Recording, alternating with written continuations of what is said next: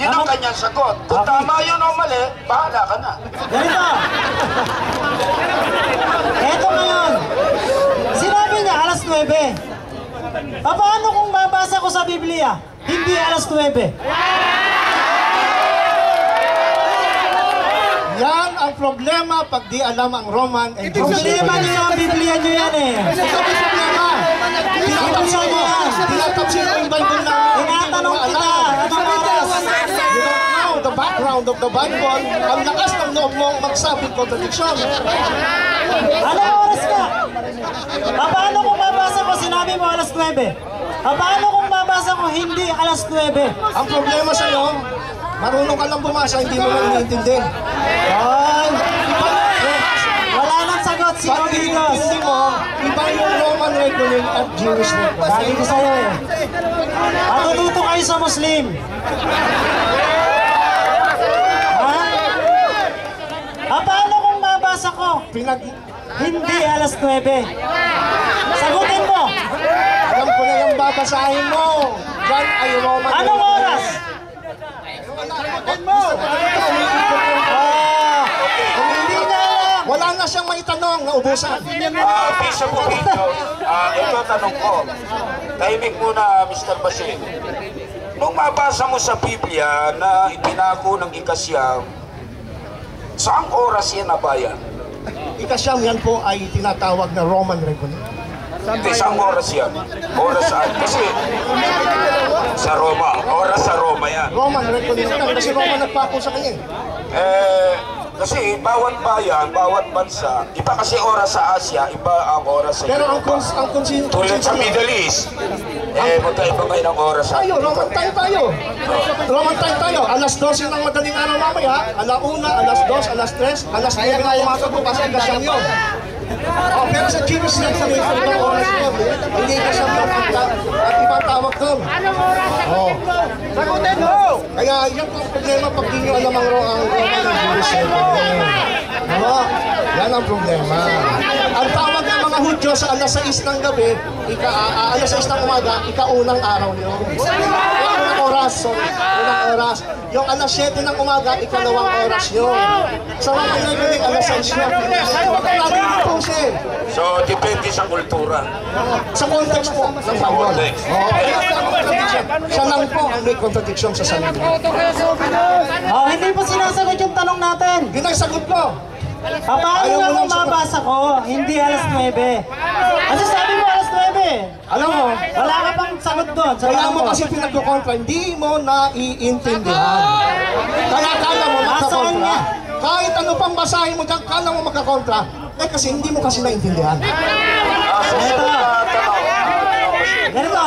Wala pa siyang sagot doon sa tanong ko At eh. sagot ko, hindi mo naiintindihan. Paano hindi naintindihan? Hindi mo kasi Paano kung mabasa ko nga? Hindi Hindi mo alas kasi naman 9. yung Jewish reckoning eh. Nabasa mo nga, hindi mo naman naiintindihan. Paano kung mabasa ko hindi alas 9? Puro ka basa, intindihin mo.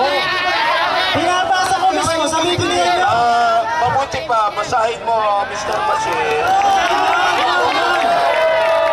Hayaan natin magkomento si Bishop. Okay. Okay. Sabi niya kanina, alas 9 daw ipinako. Hindi naman alas 9.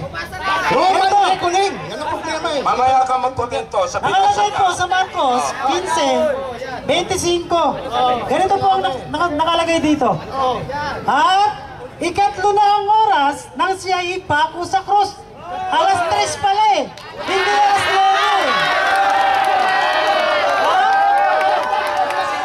9. Paano to? Ano ang totoo? Paano yan, Bishop? Sa iyo, ipinako ng alas 9, namatay alas 3. Doon naman sa binasa ni Bashir, ipinako alas 3.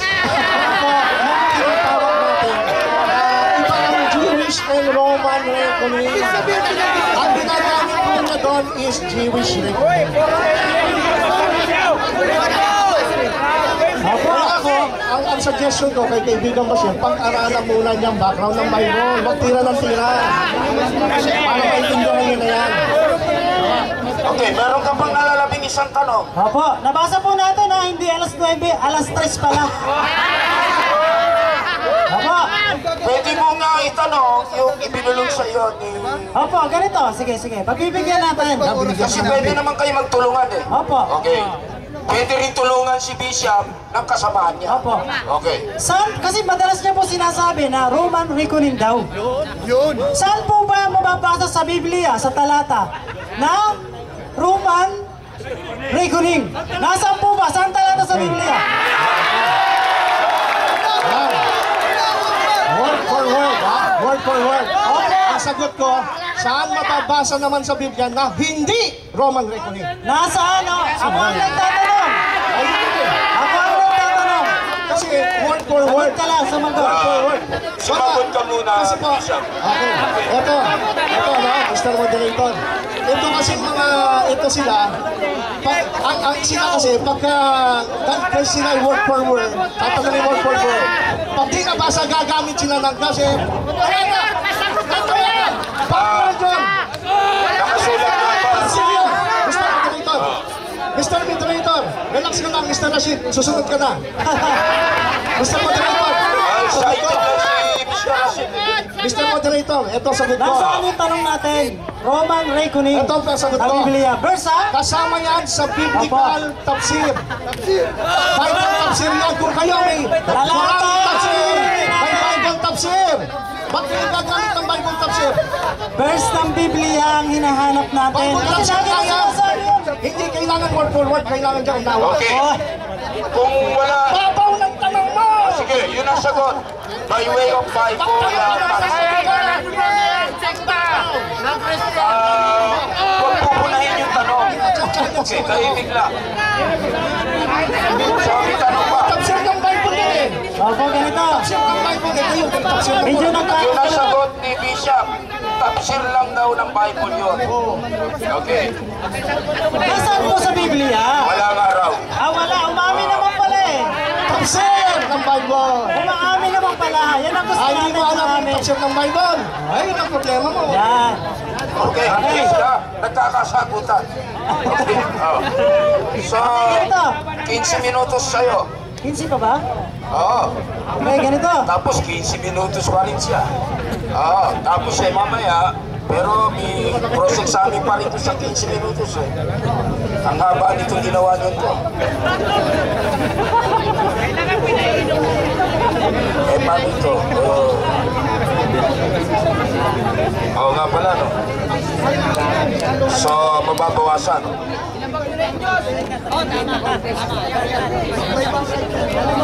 Kasi kapwa na kayo nakatapos sa tig-20. Pero ayon dito sa nilagdaan nyo, may nalalabi pa kayo tig-15. Pero,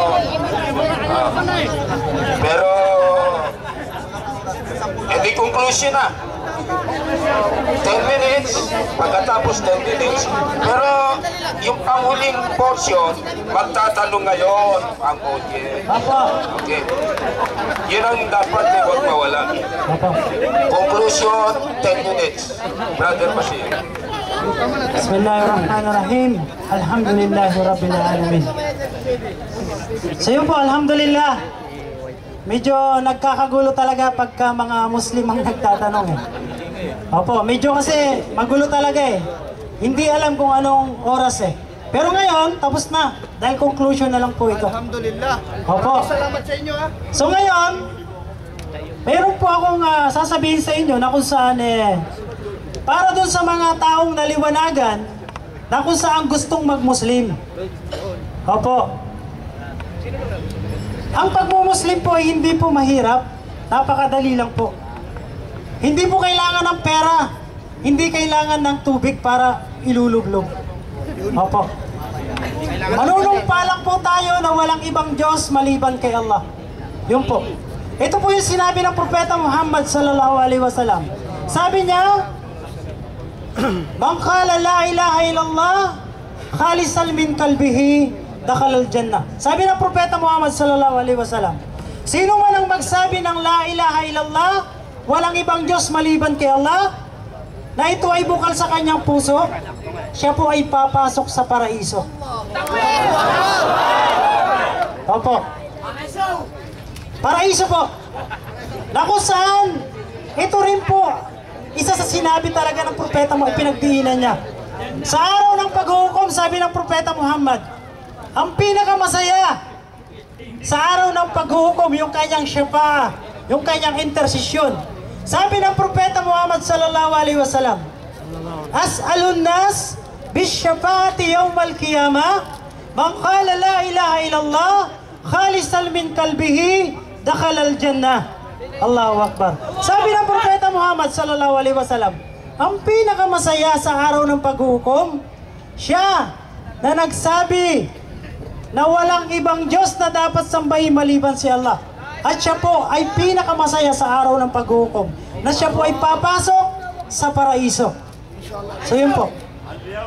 Kaya ngayon, eto po, la ikrahapit din, wala pong sapilitan sa pananampalatayang Islam. Ha? Nasa sa inyo po ang pagdesisyon. Wala pong sapilitan sa Islam. Naipaliwanag po namin kung ano po yung paniniwala namin. Ito lang po yung layunin namin na kung saan maiparating sa inyo ang katotohanan para mawala yung aming pananagutan po sa inyo. Para sa araw ng paghuhukom, wala na po tayong sisihan. Naipaalam na po namin na kung saan yung katotohanan na si Jesus hindi namatay, na ipako sa krus. Na sinabi mismo ng Allah, wa ma qataluhu wa ma salabuhu walakin shubbiha lahum. Opo. Kaya ito po yung napakaliwanag na kung saan dito po namin kayo inaanyayahan sa pagsamba sa nag-iisang Diyos na tunay. Sapagkat ito rin po ay mababasa natin sa Biblia na sinabi ng Jesus. Tinanong siya kung ano yung pinakaunang utos. Mababasa po natin yan sa Marcos 12, talatang 29. Na sinabi niya, o bayan ng Israel, ang Panginoon niyo at ang Panginoon ko ay nag-iisang Panginoon. Sambahin siya ng buong puso, ng buong kaluluwa, ng buong pagmamahal. Yan ang sinabi niya. Allahu Akbar! Mag-iisa ko rin sinabi rin po niya. Dahil siya po ay isinugo sa bayan ng Israel. Na sinabi niya, na kung saan, sinabi ng Isa alayhis salam, ya bani Israel, abudullaha rabbi wa rabbakum. Innahu may yusrik billah, faqad harramallahu alayhi al-jannata, wa mawahun nar, wa ma lidalimin na min ansar. Sabi ng Jesus alayhis salam, sabi niya, o bayan ng Israel, ang Panginoon nyo at ang Panginoon ko ay nag-iisang Panginoon, si Allah. Sambahin si Allah at huwag kayong magtatambal sa pagsamba sa Kanya. Sapagkat kapag kayo ay nagtambal, ang paraiso ay ilalayo sa inyo. Ang magiging tirahan nyo, apoy ng impyerno. Sumamba sa iba. Jesus na nagsabi sa Quran. Kilala lang si Jesus na sa Quran siya. Opo. So yun po. Kaya sa Islam, napakaliwanag po yung pagsamba lamang sa nag-iisang Diyos. Unang-una, number 1, si Allah nagpakilala. Kaya ang mga Muslim hindi nagtatalo-talo kung anong pangalan ng Diyos eh. Maliwanag sa Islam eh. Nagpakilala si Allah. Sinabi niya, innani anallaha la ilaha illa anna. Sabi niya, katotohanan ako si Allah. Wala nang ibang Diyos na dapat sambahin maliban sa akin. Yan ang sinabi ng Allah. Nagpakilala siya kung sino yung pangalan niya. Kaya maliwanag po sa Islam. So yun po yung paanyaya namin, mga kababayan namin, na mga Kristiyano, mga kapatid po namin. Katulad yung nasabi ko kanina, na 3 beses po kayong inanyayahan ng Quran. Ya ayuhan nas, o kayong sangkatauhan. Tinatawag po kayo. Ya ayuhal ladina amanu, o kayong mga mananampalataya. Ya ayuhal kitab, o kayong mga people of the scripture, o kayong mga Kristiyano at Hudyo. Inaanyayahan kayo sa pagsamba sa nag-iisang Diyos na si Allah. So yun po.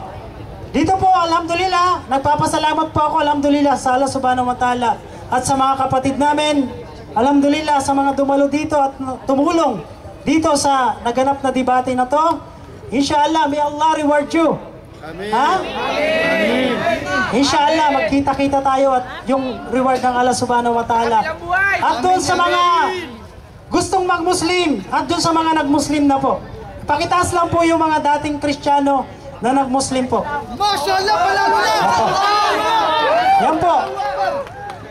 Napakarami pong mga balik Islam. Muslim na na Christian. Mayroon pong magbabalik Islam dito. Nasaan na po ba yung kapatid natin?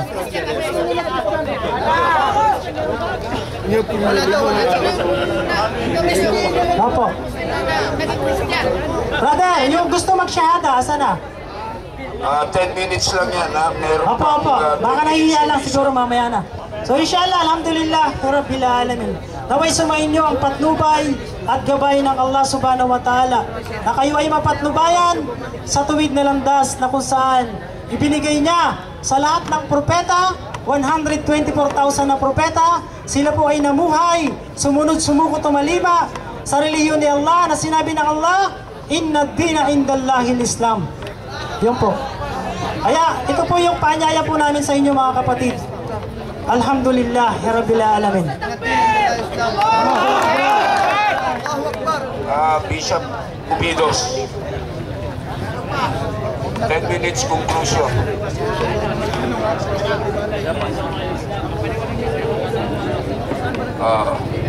Magikayat ka rin na mag-stay kami. Ikayatin mo kami mag-stay. Okay, Bigyan natin 10 minutes. una nagpapasalamat po ako sa ating masayang debate. Kami po ay hindi nagkaaway ni Bashir. Magkaibigan kami niyan. Sabi nga namin, magkataasan mo ng boses talagang kasama yan. Kaya nga, I hope, ako po wala po ako, hindi ko po kayang magaya yung sinabi ni Brother Bashir. Sino dito yung mga dating Kristiyano? Sabi niya. Hindi ko naman magawa sa sino dito yung mga dating Muslim. Alam ko meron ako dito mga audience dating Muslim, nagtatago sila.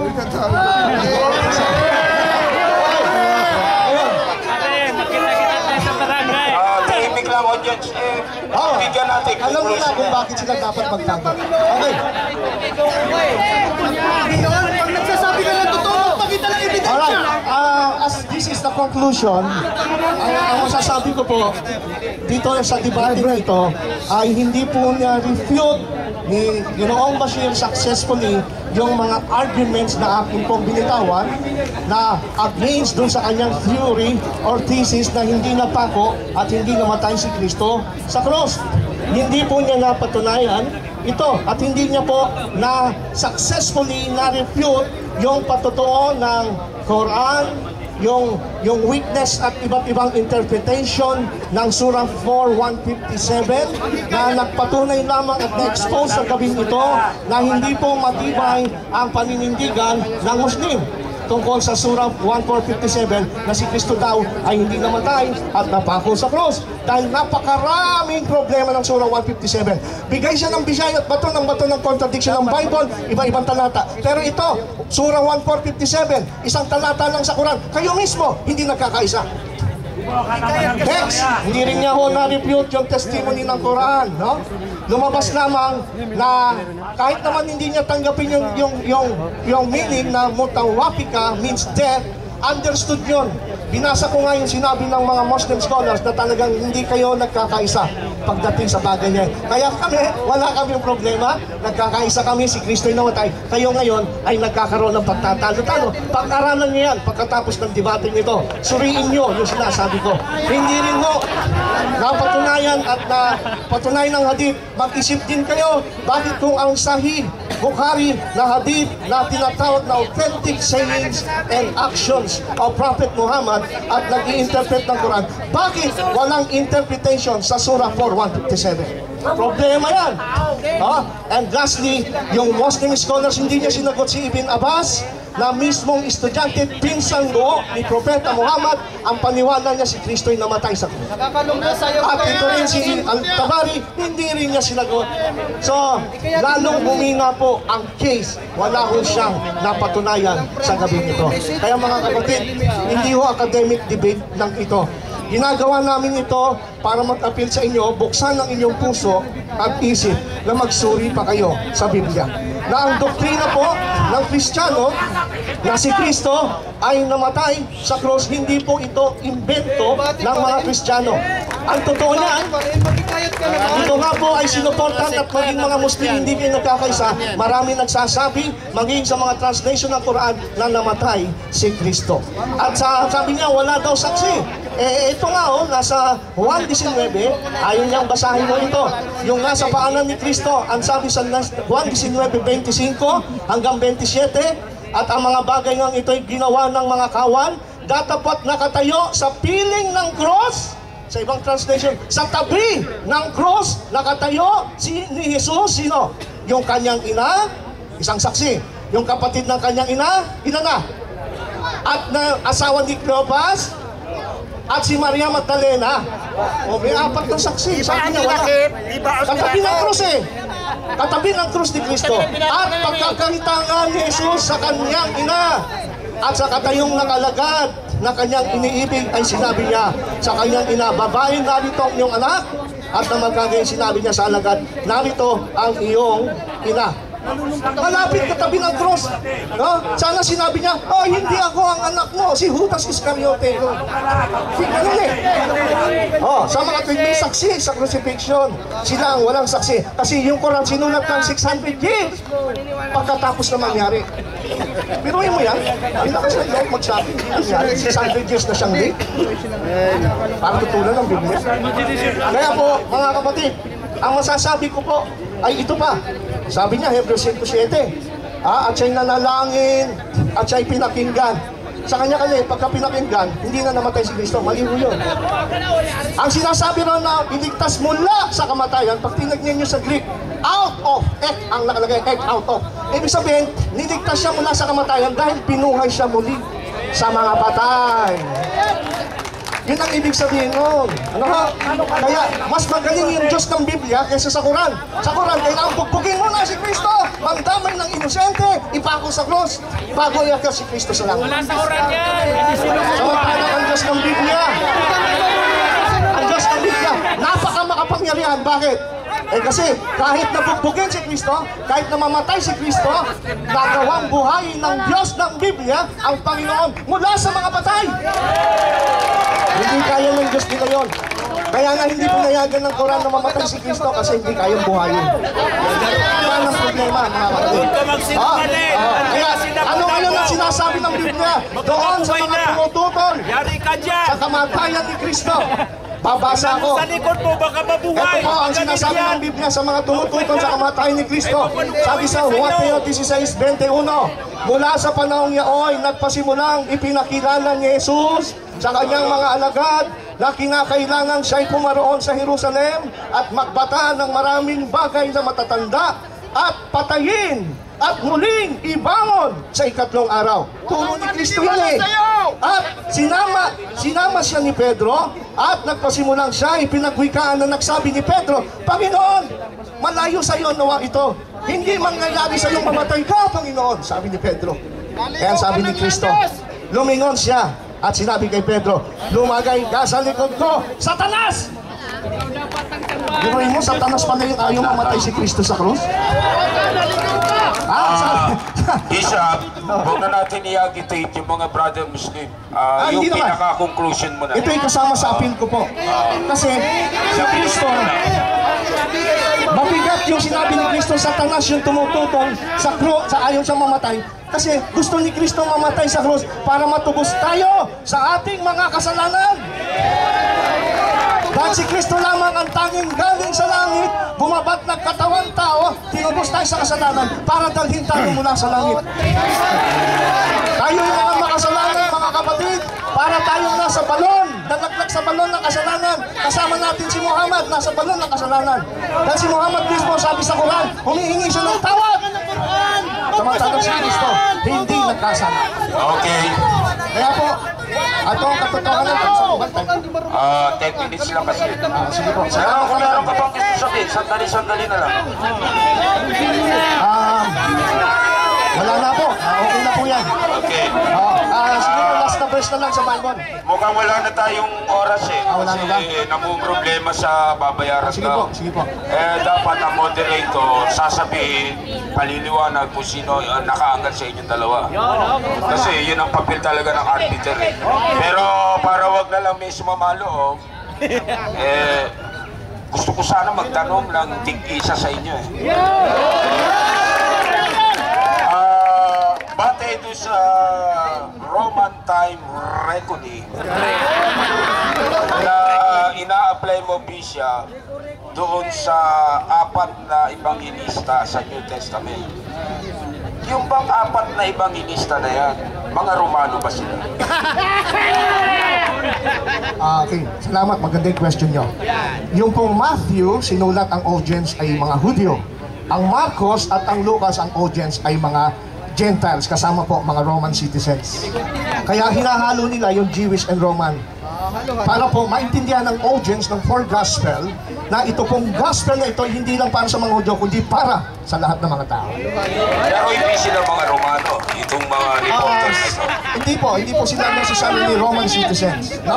Not necessarily Roman citizens. Ginagamit nila yun sa pag-iistorya. Kagaya po ni Lucas. Kasi si Lucas, historiador siya.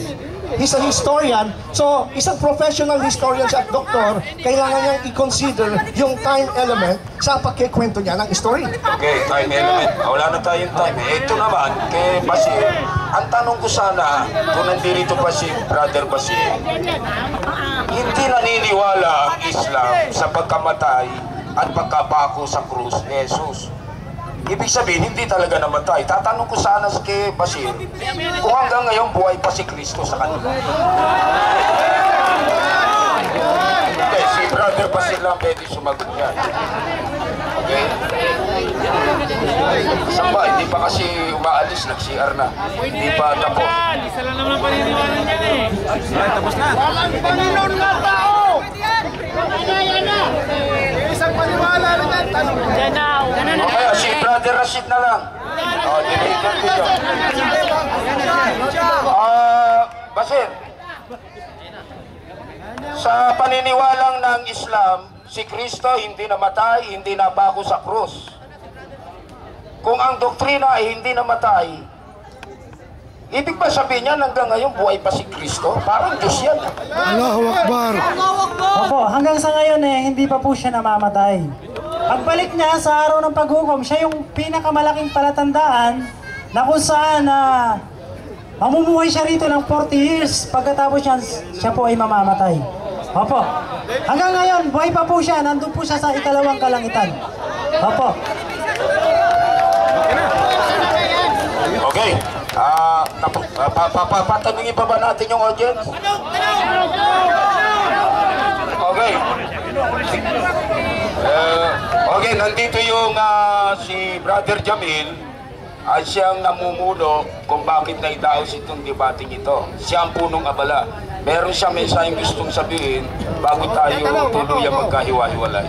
Brother Jamil. Ako magtatanong.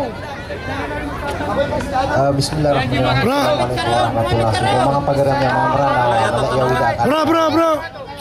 Agama, gini sa dakwah. Kaya tanong ta si Basir, inusan yan na inisundin na kung ta dakwah, na ba nampyo ko sa baging ta debate. Ay binibita no si isaging kaiyalo nita na 36,000. Oh. Pero naging kaiyalay, naging mic na 5,000. So iman to na aya balas tanong sa opisina na 7,000. Naging tabalas na mapasadaging kaya wanta no na pneoniran na sa mga pagariam ya malawi dakal na katang si Jamil na sala duwala duwate matimutan no na ibigay tanong sa opisina naging mo to pneoniran na 7,000 sa balas ang ano wala o puno ka ba ya iwa ba tanong pagumanis oras na ayab oras tanong si inataman sa alas 7:30. Na upagumanita no sa isa ka oras, napakadagdag tanong man sa 6,000. Ibarat na kupon bali alas 8:30 tama sa alas ang umalis sa ka oras, na ibkibi doon na 6,000. Na sa oras tanong sinataman sa 7:30 agyuti pupedan tanong sa ging kaya kuan. Na balasangan wala mga pagariam yung mga dato mus kanong mga bae sa ging utak apo magupay tanong sa ging kaya programa tanong. Assalamualaikum warahmatullahi taala wabarakatuh. Magtatanong.